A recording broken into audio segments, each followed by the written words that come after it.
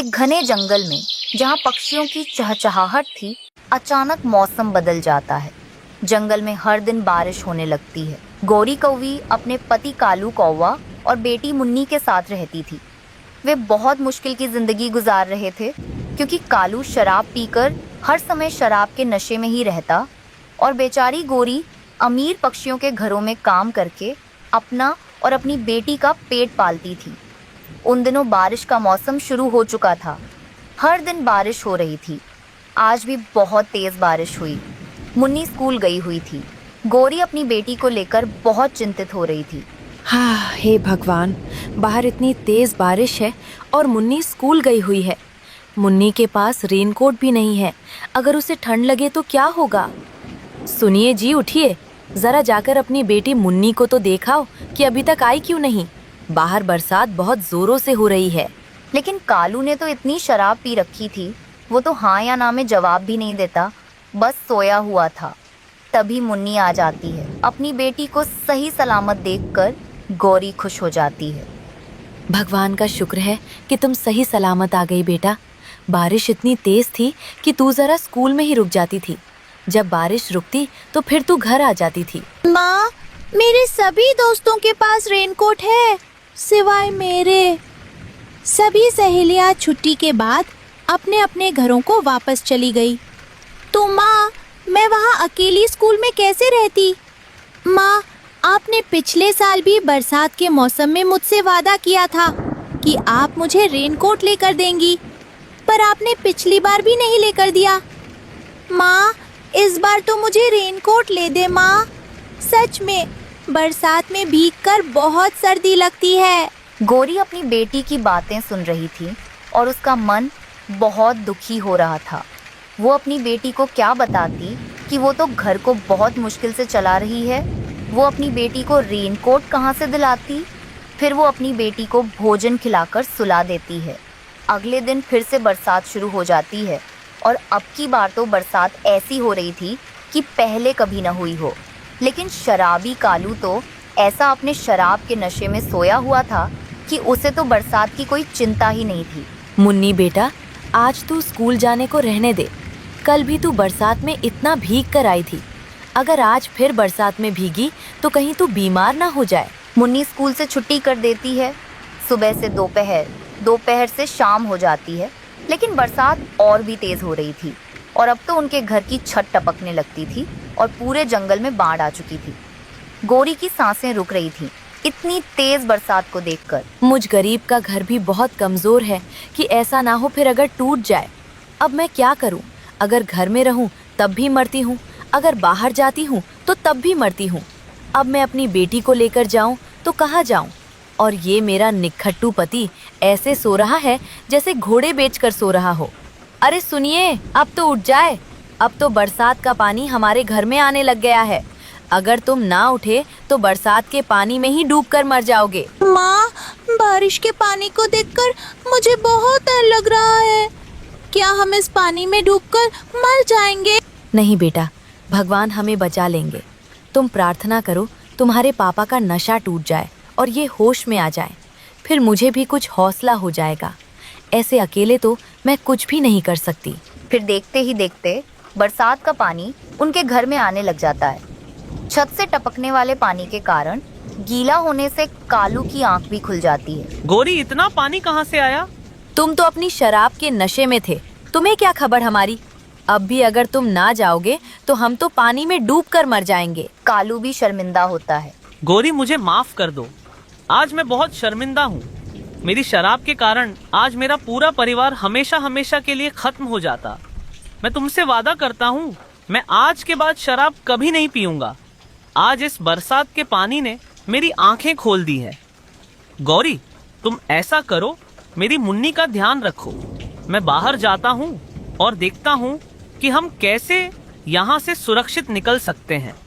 फिर कालू बाहर निकलता है। बाहर तो हर तरफ पानी ही पानी था। उसे कुछ समझ नहीं आ रहा था कि वह अपने परिवार को किस दिशा में लेकर जाए। फिर अचानक से उसे एक लकड़ी का बड़ा टुकड़ा तैरता हुआ दिखाई देता है, जिस पर टेंट लगा हुआ था। कालू हिम्मत करके उस तैरते लकड़ी के टुकड़े के पास पहुंच जाता है और फिर अपनी पत्नी और बेटी को भी उस लकड़ी के टुकड़े पर बिठा लेता है। लकड़ी का टुकड़ा तैरते हुए उन्हें जाता है। जब तक बारिश नहीं रुकती तब तक वे सब टेंट के घर में रहते हैं। वे इस बाढ़ में डूबने से बच जाते हैं। बारिश रुकने के बाद वे एक सुरक्षित जगह पर पहुंच जाते हैं। फिर कालू अपने परिवार के लिए एक अच्छा मजबूत घर बनाता है और फिर कालू एक अच्छा पक्षी बन जाता है। बर्फीली हवा हड्डियों को कंपा देने वाली थी, लेकिन कालू कौवे के घर के अंदर का माहौल मौसम से भी ज्यादा ठंडा और निर्दयी था। गोरी कौवी मूंगफली खा रही थी, जबकि कालू की बूढ़ी माँ कोने में फटे हुए कंबल में ठिठुर रही थी। अरे ओ बुढ़िया, कब तक वहाँ कोने में पड़ी रहेगी? देख नहीं रही घर में पानी खत्म हो गया है? जा बाहर से बर्फ पिघलाकर पानी ला। वाह, बाहर बहुत बर्फ गिर रही है। मेरे पंख काम नहीं कर रहे। मुझे थोड़ी सी मूंगफली दे दे, पेट में बहुत दर्द है। काम चोर कहीं की, खुद तो कुछ करती नहीं, ऊपर से मूंगफली चाहिए। ले ये खा। गौरी ने जानबूझकर 2 दिन पुरानी सूखी रोटी का एक टुकड़ा माँ की तरफ फेंका। माँ की आंखों में आंसू आ गए, लेकिन उसने चुपचाप रोटी उठा ली। तभी कालू अंदर आया, जो खुद ठंड से कांप रहा था। उफ, आज तो जानलेवा ठंड है। गोरी, जल्दी से कुछ गरम खाने को दो। जी, मैंने आपके लिए गर्मा गर्म खिचड़ी बनाई है, आप खाइए। लेकिन ये आपकी माँ, ये मुझे चैन से जीने नहीं देती, सारा दिन बस खांसती रहती है। माँ, तुम थोड़ा धीरे नहीं खा सकती? गोरी को परेशानी होती है। बेटा भी बदल गया। मेरे पास वो चांदी का जादुई सिक्का है जो पुश्तैनी है, लेकिन उसकी शक्ति तभी जागेगी जब कोई मुझे दिल से प्यार करेगा। यहाँ तो मेरा कोई मोल नहीं। और बाहर बर्फीला तूफान तेज हो गया था। गौरी ने घर में झाड़ू लगाते हुए जानबूझकर एक मिट्टी का बर्तन गिरा दिया और सारा दोष माँ पर डाल दिया। हाय, मेरी किस्मत फूट गई। कालू जी, देखिए आपकी माँ ने क्या किया, मेरा पसंदीदा बर्तन फोड़ दिया। अब मैं इस घर में इस बुढ़िया के साथ एक पल नहीं रहूंगी। या तो ये रहेगी या मैं और जग्गू। माँ, अब बहुत हो गया। तुम्हारी वजह से मेरे परिवार में क्लेश हो रहा है। मैंने कुछ नहीं किया। बर्तन तो गोरी के पंख से। बस एक शब्द और नहीं, अपना सामान उठाओ और निकल जाओ यहाँ से। बेटा, बाहर तूफान है, मैं मर जाऊंगी। तो मर जाओ, हमें चैन तो मिलेगा। जग्गू, अपनी दादी का वो पुराना पोटली बाहर फेंक दे। कालू और गोरी ने मिलकर बूढ़ी माँ को धक्के मारकर घर से बाहर बर्फ में निकाल दिया। माँ जी बर्फीली हवाओं से लड़ती हुई पास के पेड़ पर रहने वाले कबूतर और लूसी के पास पहुंची। लूसी बेटी, दरवाजा खोलो। माँ जी, आप इस हालत में? क्या हुआ? कालू और गोरी ने मुझे निकाल दिया, मुझे बचा लो। चलो लूसी, हम अभी कालू के घर चलते हैं, ये अन्याय है। वे तीनों कालू के घर जाते हैं। लूसी जोर से दरवाजा खटखटाती है।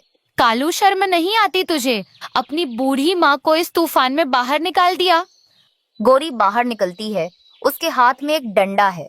ए लूसी की बच्ची, तू हमें सिखाएगी? निकल यहाँ से, वरना तेरा भी वो हाल करूंगी जो सोचा नहीं होगा। गोरी ने लूसी पर डंडे से वार किया और कालू ने उन्हें वहां से चले जाने को कहा। कबूतर, तुम लोग चले जाओ, वरना बुरा होगा।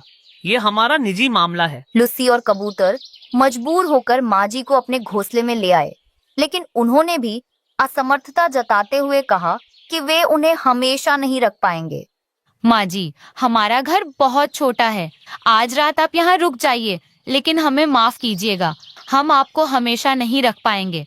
अगले दिन बर्फबारी थोड़ी कम हुई थी, लेकिन ठंड बरकरार थी। माँ जी एक सूखे पेड़ के नीचे बर्फ पर बैठी अपनी पुरानी पोटली सीने से लगाए रो रही थी। तभी रीमा चिड़िया वहां से गुजरी। वह बहुत गरीब थी और दाने की तलाश में निकली थी। अरे, ये तो कालू की माँ है। रीमा नीचे उतरी और माँ के पास गई। माँ का शरीर ठंड से नीला पड़ रहा था। माँ जी, आप यहाँ बर्फ में क्यों बैठी हैं? मुझे मेरे बेटे ने निकाल दिया। मेरे पास जाने को कोई जगह नहीं है। रीमा की आंखों में आंसू आ गए। उसने अपनी फटी हुई शॉल माँ के ऊपर डाल दी। आप चिंता मत कीजिए, मेरा घर छोटा है, गरीब हूँ, लेकिन दिल में जगह बहुत है। आप मेरे साथ चलिए। उन्हें अपने घर ले गई। रीमा का घर मिट्टी और तिनकों का बना था, जहाँ उसके 2 बच्चे गुड़िया और कुकू भूख से बिलख रहे थे। माँ, तुम आ गई? कुछ खाने को लाई? हाँ बेटा, और देखो, आज हमारे घर नानी माँ भी आई हैं। रीमा ने जो थोड़े से दाने जमा किए थे उन्हें पकाया। उसने अपने हिस्से का खाना माँ जी को दे दिया। माँ जी ये लीजिए, गरम है, शरीर में जान आएगी। बेटी, तूने अपने हिस्से का खाना मुझे दे दिया, तू क्या खाएगी? मेरा पेट तो आपको खाते देख ही भर गया। दिन बीतते गए। रीमा काम पर जाती और माँ जी बच्चों का ख्याल रखती। वे उन्हें कहानियां सुनाती और रसोई संभालती। बच्चे अब उन्हें सगी नानी से ज्यादा प्यार करने लगे थे। रीमा अपनी हैसियत से बढ़कर माँ जी की सेवा करती। एक रात बाहर भयंकर तूफान था और घर की छत से पानी टपक रहा था। रीमा ने घर का आखिरी सूखा कंबल माँ जी को ओढ़ा दिया और खुद एक कोने में सिकुड़कर बैठ गई। माँ जी की आंखों से आंसू निकला और उनकी पोटली पर गिरा। अचानक सिक्का हवा में उड़ा और देखते ही देखते मिट्टी की दीवारें चांदी में बदलने लगीं। टपकती छत मजबूत और चमकदार चांदी की बन गई। हे भगवान, ये सब क्या है? ये मेरे चांदी के सिक्के का जादू है बेटी। ये सिक्का एक ऐसे दिल की तलाश में था जो निस्वार्थ सेवा करे। कालू और गोरी ने मुझे ठुकरा दिया, लेकिन तूने मुझे अपनी माँ समझा। अब ये चांदी का महल तेरा है। रीमा और बच्चे खुशी से माँ जी के गले लग गए। जंगल में खबर आग की तरह फैल गई कि रीमा का घर चांदी का हो गया है।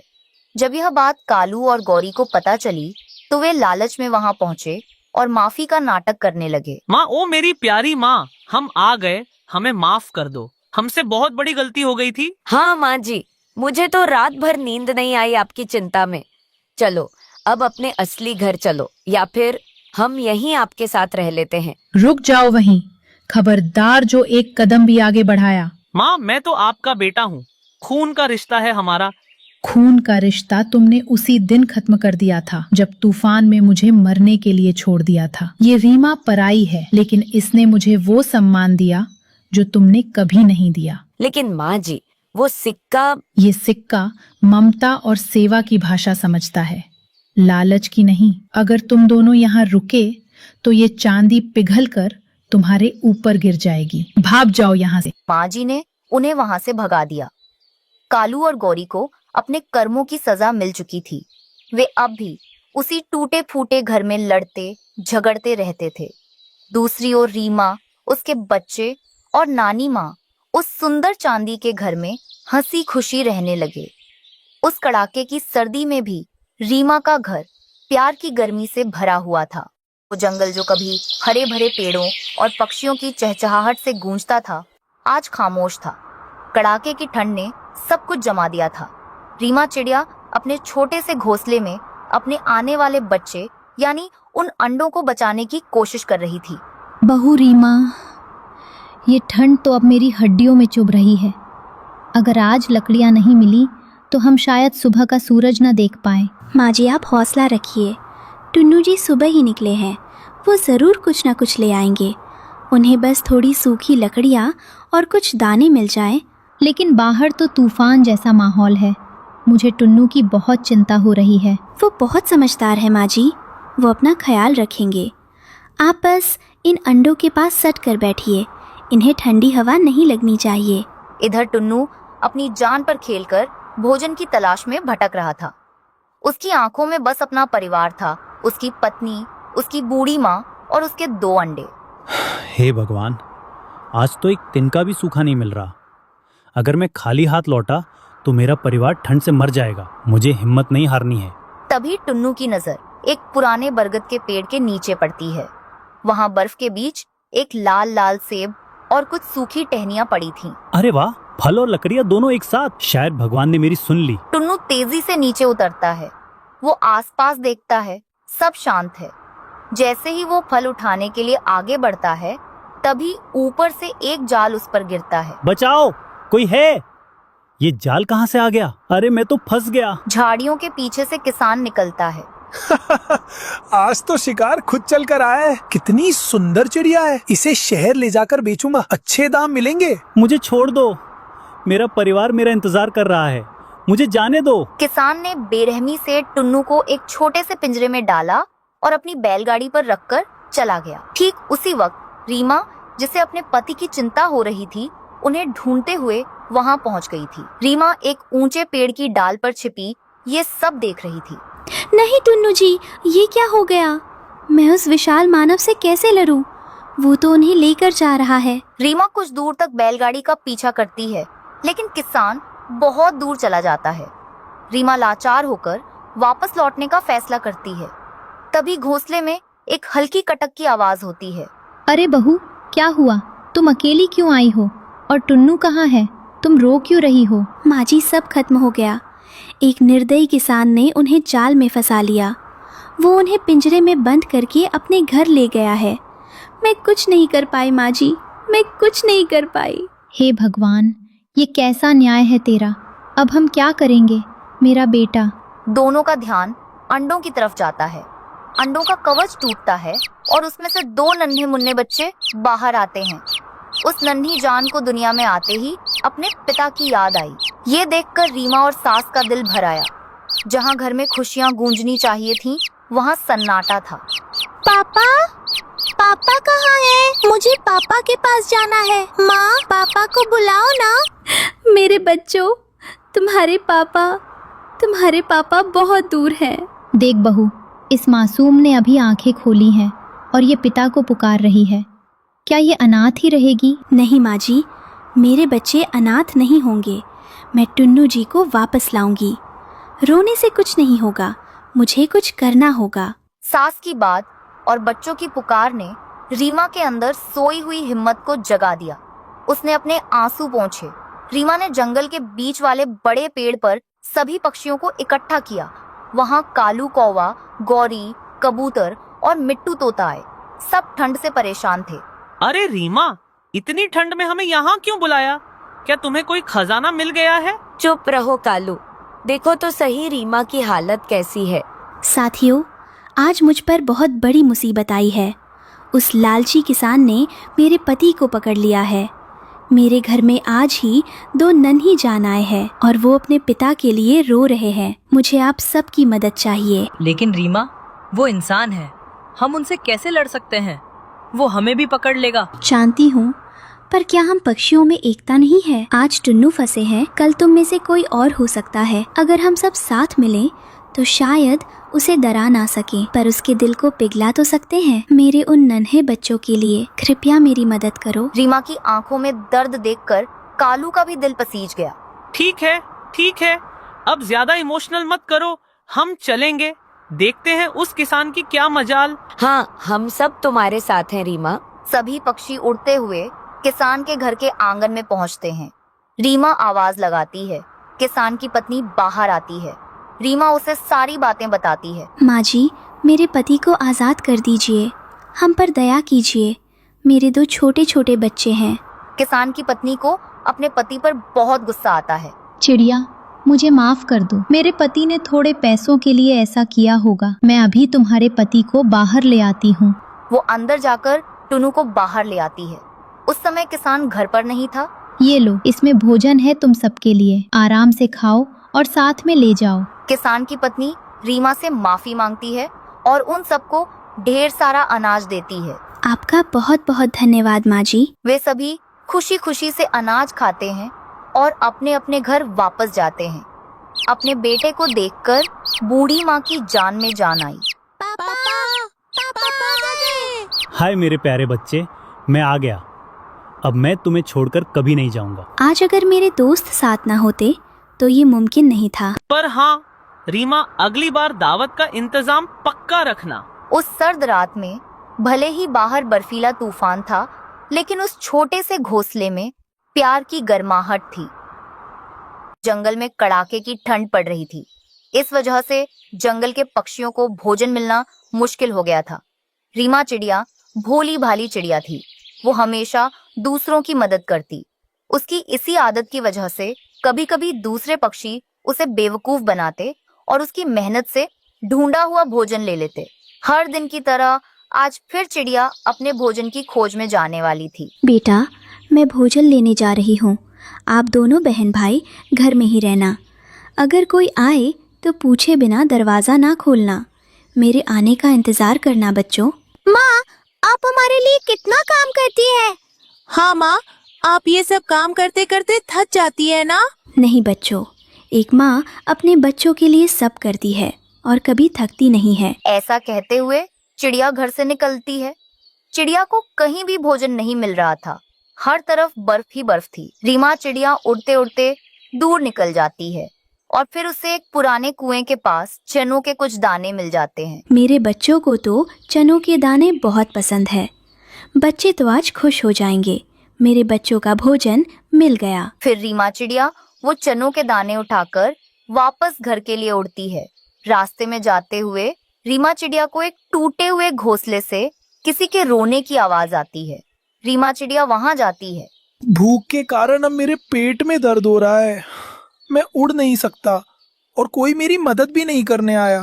क्या उल्लू दादाजी, आपको भोजन नहीं मिला? 2 दिन पहले किसी पक्षी ने मुझे एक नरम फल दे गया था, उसे खाए भी 3 दिन हो गए हैं। आप ये चनों के दाने खा लें, मैं ये चने अपने बच्चों के लिए लेकर जा रही थी। मगर बेटा, आपके बच्चे क्या खाएंगे?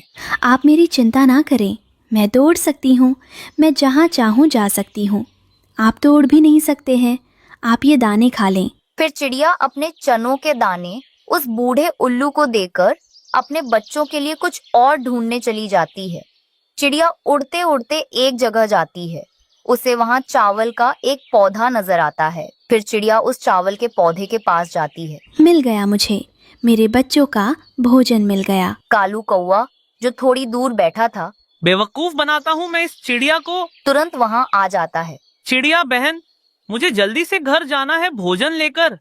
तुम मुझे यह भोजन ले जाने दो, तुम कहीं और जाकर कुछ और ढूंढ लो। क्या हुआ कालू भैया? ये भोली भाली चिड़िया को कुछ भी बोल देता हूँ, ये सब कुछ सच मान लेती है। हाँ, वो ऐसा है ना कि मेरी पत्नी बहुत बीमार है, मुझे जल्दी घर जाकर उसे भोजन देना है। फिर तो आप ये चावल लेकर जल्दी जल्दी घर वापस चले जाएं और दवा लेकर दे अपनी पत्नी को। चिड़िया वहां से उड़ जाती है। बीमार नहीं, बहुत भूखी है मेरी पत्नी। चिड़िया, उल्लू बना दिया मैंने तुम्हें, और तुम्हारे ढूंढे हुए चावल अब खाएगी मेरी पत्नी। कौवा चला जाता है। चिड़िया फिर से भोजन की खोज के लिए और आगे जाती है। एक बूढ़ी फाख्ता बहुत मुश्किल से वो सूखी लकड़ियां लेकर उड़ रही थी। चिड़िया से जब ये देखा नहीं जाता, वो बूढ़ी फाख्ता से उसकी लकड़ियां लेकर खुद उठा लेती है और उसे घर छोड़ने चली जाती है। चिड़िया बेटी, तुम्हारा बहुत बहुत धन्यवाद। मुझसे ये सूखी लकड़ियां लेकर उड़ा नहीं जा रहा था। बैठो, मैं आपके लिए चाय बनाती हूँ। नहीं फाख्ता माँ जी, मुझे अभी अपने बच्चों के लिए भोजन भी ढूंढना है। कुकू और गुड़िया घर में बैठे हुए थे कि दरवाजे पर दस्तक होती है। कौन है बाहर? मैं खुद ही देखता हूँ। दरवाजे के पास एक परी उनके लिए ढेर सारा भोजन प्रकट करती है। कुकू जब दरवाजा खोलता है तो वहाँ कोई भी ना था, मगर दरवाजे पर ढेर सारा भोजन पड़ा हुआ था। कुकू वो भोजन उठाकर अपने घर में रख लेता है। शाम हो गई थी। चिड़िया बेचारी बहुत परेशान थी कि आज वो अपने बच्चों के लिए भोजन लाने में नाकाम रही थी। वो निराश होकर उड़ती हुई घर वापस जा रही थी जब उसकी नजर बूढ़े उल्लू के घोंसले में बैठी लाडो नाम की चिड़िया पर जाती है। ये घोंसला तो उल्लू दादाजी का है, मैं सुबह उन्हें भोजन देकर गई थी। ये घोंसला मेरा है और मैंने ही बनाया है, मैं यहाँ बहुत सालों से रह रही हूँ। तो फिर वो उल्लू दादाजी यहाँ कैसे आए? चिड़िया बहुत हैरान थी और वो उसी हैरानी में अपने घर पहुँचती है। घर में भोजन ही भोजन देखकर रीमा चिड़िया अपने बच्चों से पूछती है, बच्चों, ये भोजन कहाँ से आया? माँ कोई परी जैसी थी जिसके पीछे तितली जैसे पंख भी थे। दरवाजे पर भोजन रखकर चली गई। हम भोजन उठाकर अंदर ले आए। तो अब मुझे पता चला ये मेरी परीक्षा थी। माँ, क्या ये भोजन आपने भेजा था? नहीं बेटा, ये भोजन ऊपर वाले ने हमारे लिए भेजा है। और फिर वो खुशी खुशी शाम का भोजन करते हैं। फिर परी उनका टूटा हुआ घर भी अंदर और बाहर से ठीक करती है। अब वो घर एक नए घर जैसा दिख रहा था। रीमा को समझ आ गया था कि वो बूढ़े उल्लू कोई साधारण उल्लू नहीं थे, वो कोई जादुई उल्लू थे। दरअसल वो बूढ़े उल्लू ही वो परी थे। इस कहानी से हमें ये सीख मिलती है कि चालाकी से कौवे की तरह हम एक बार भोजन पा सकते हैं, लेकिन ईमानदारी और नेकी से चिड़िया की तरह हमें जीवन भर का सुख और बरकत मिलती है। जंगल में सर्दियों का मौसम अपने चरम पर था। बर्फीली हवाएं इस कदर चल रही थीं कि मानो हड्डियां तक जम जाए। इस भयंकर ठंड में जंगल के पक्षियों के लिए सबसे बड़ी समस्या थी भोजन। रीमा चिड़िया, जो बहुत गरीब थी, अपने 2 छोटे बच्चों कुकू और गुड़िया के साथ एक टूटे फूटे घोंसले में रहती थी। माँ, मुझे बहुत ठंड लग रही है। ये हवा हमारे घोंसले के अंदर आ रही है। क्या हम किसी और जगह नहीं जा सकते? माँ, मेरे पेट में बहुत दर्द हो रहा है। कल से हमने एक दाना भी नहीं खाया। क्या आज हमें खाना मिलेगा? मुझे बहुत भूख लगी है माँ। माँ, मुझे बहुत डर लग रहा है। मेरे बच्चों, तुम लोग हिम्मत मत हारो। मैं जानती हूँ हालात बुरे हैं। तुम दोनों एक दूसरे से सट कर बैठो ताकि गर्माहट बनी रहे। मैं अभी बाहर जाऊंगी और तुम्हारे लिए ढेर सारा अनाज लेकर आऊंगी। रीमा की खुद की हालत खराब थी। ठंड और भूख से वो कमजोर हो चुकी थी, लेकिन एक माँ का दिल अपने बच्चों को भूखा नहीं देख सकता। उसने अपनी पूरी ताकत बटोरी और भोजन की तलाश में उड़ान भरी। जंगल के दूसरे छोर पर 2 दुष्ट कौवे, कालू और उसकी पत्नी गौरी मजे से बैठे थे। उन्हें मेहनत करना बिल्कुल पसंद नहीं था। उनका काम सिर्फ दूसरों को सताना और कमजोर पक्षियों का खाना चुराना था। अरे गोरी, देख रही हो? वो बेवकूफ रीमा फिर से खाना ढूंढने निकली है। कितनी मेहनत करती है बेचारी। उसे लगता है कि वो आज अपने बच्चों का पेट भर पाएगी। हाँ कालू जी, मेहनत करने दो उसे। जब वो खाना लेकर आएगी तो हम उसका सारा खाना छीन लेंगे। वैसे भी आज मुझे ताजा अनाज खाने का मन है और मैं इस ठंड में उड़ने वाली नहीं हूँ। बिल्कुल सही कहा तुमने। जंगल के बाकी पक्षी जैसे कबूतर और तोता तो हमसे लड़ लेते हैं, पर ये रीमा बहुत डरपोक और कमजोर है। इसका शिकार करना सबसे आसान है। आज की दावत तो रीमा की मेहनत पर ही होगी। रीमा ने पूरे जंगल का चक्कर लगाया, लेकिन बर्फ की वजह से कहीं कुछ नहीं मिला। अंत में उसे जंगल के किनारे एक किसान के खेत में कुछ गिरे हुए गेहूं के दाने मिले। वो खुशी से झूम उठी और दाने लेकर वापस अपने घोंसले की तरफ उड़ी। रीमा तेजी से उड़ी, लेकिन उसकी किस्मत खराब थी। जैसे ही वो अपने घोंसले के पास पहुंची, कालू और गौरी ने उसका रास्ता रोक लिया। रुक जा रीमा, कहाँ भाग रही है? ये सारा अनाज चुपचाप मेरे हवाले कर दे, वरना तेरा बुरा हाल करूंगा। कालू भैया, दया करो, ये मेरे बच्चों के लिए है। वो कल से भूखे हैं। आप लोग तो बड़े हैं, ताकतवर हैं, अपना खाना खुद ढूंढ सकते हैं। प्लीज मेरा रास्ता छोड़ दीजिए। ज्यादा जुबान लड़ाती है, हमें ज्ञान मत दे कालू जी। इससे बातें मत करो, इसका खाना छीन लो। कालू ने रीमा को जोर से धक्का दिया और गौरी ने उसका सारा अनाज उससे छीन लिया। रीमा जमीन पर गिरी रो रही थी और वो दोनों दुष्ट हंसते हुए वहां से उड़ गए। हे ऊपर वाले, ये कैसा अन्याय है। मैं अपने बच्चों को एक निवाला भी नहीं दे सकी। अब हम इस ठंड में बिना घर और भोजन के कैसे रहेंगे? कोई तो मेरी मदद करो। रीमा ने सोचा कि अगर वो अभी कुछ नहीं लाई तो उसके बच्चे ठंड से मर जाएंगे। चाहे मेरी जान चली जाए, आज मैं खाली हाथ नहीं लौटूंगी। मेरे बच्चों को मुझे बचाना ही होगा। तेज हवा के कारण रीमा उड़ नहीं पा रही थी। अचानक उसे पहाड़ी के नीचे एक पुरानी गुफा दिखाई दी। ठंड से बचने के लिए वो उस गुफा के अंदर चली गई। गुफा के अंदर घुप अंधेरा था, लेकिन वहां हवा कम थी। जैसे ही वो थोड़ा अंदर गई, उसने देखा कि जमीन पर कोई बड़ा सा साया पड़ा है। जब रीमा पास गई तो देखा कि एक साधु बाबा जमीन पर बेहोश पड़े हैं। उनका शरीर नीला पड़ रहा था और उनके पैर पर सांप के काटने का ताजा निशान था। रीमा बहुत डरी हुई थी। उसे समझ नहीं आ रहा था कि क्या करे। हे भगवान, इन्हें तो जहरीले सांप ने काटा है।